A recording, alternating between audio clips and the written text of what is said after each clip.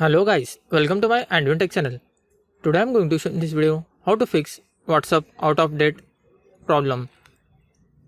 So before going to start the video, if you are not subscribed my channel, please subscribe. So let's start the video. Guys, if your WhatsApp is out of date, WhatsApp update problem, then I will show you how to fix this issue. When you open the WhatsApp, if you are seeing like this, the version of WhatsApp became out of date on 9 December 2023. Then tap on download to get the latest version.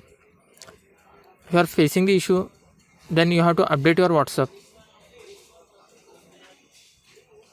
For that, you can see here, you can tap on download or you can just open from Play Store.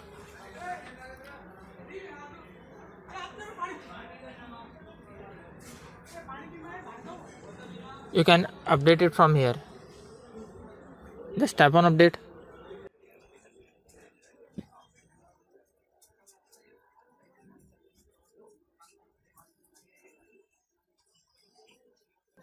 After completion of update, then just tap on open. You can see the WhatsApp update problem has been solved.